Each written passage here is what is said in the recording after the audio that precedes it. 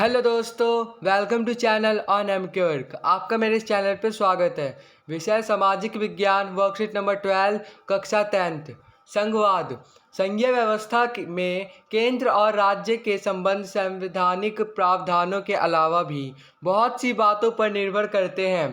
खासकर शासक दल और नेता किस तरह इस व्यवस्था का अनुसरण करते हैं।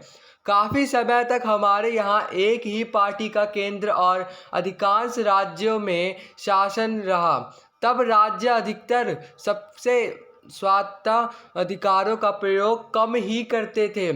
1990 के बाद गठबंधन सरकारों का दौरा आरंभ हुआ। इनमें क्षेत्रीय दलों का महत्व बढ़ा, जिससे राज्यों की स्वायत्तता के प्रति आदर भी बढ़ा। भारत जैसे विशाल देश में सिर्फ दो स्तर की शासन व्यवस्था के काम नहीं चल सकता।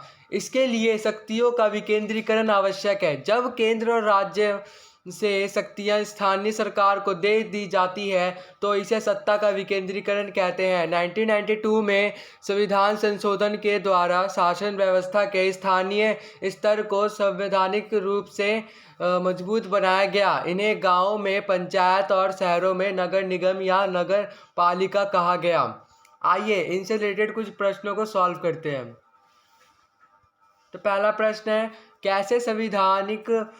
कैसे संवैधानिक प्रावधानों के अलावा भी संघीय व्यवस्था को अन्य बातें भी प्रभावित करती है। कुछ उदाहरण दीजिए। उत्तर है, सत्ता की संवैधानिक व्यवस्था वास्तविकता में कैसा रूप लेगी, यह ज़्यादातर इस बात पर निर्भर करता है कि शासक दल और नेता किस तरह इस व्यवस्था का अनुसरण करते हैं। केंद्र सरकार अक्सर संवैधानिक प्रावधानों का दुरुपयोग करके विपक्षी दलों की राज्य सरकारों को भंग कर देती है। यह संघवाद की भावना के विपरीत काम था।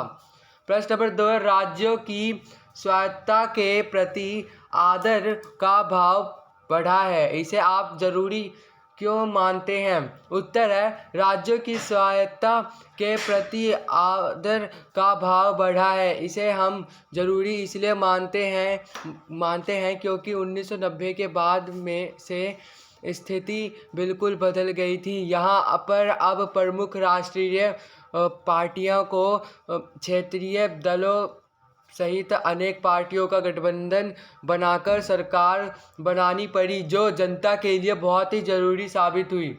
प्रश्न नंबर 3 है, वर्तमान में किसी ऐसे राज्य का उदाहरण दीजिए जहां गठबंधन सरकार है। इसमें कौन कौन से दल शामिल हैं?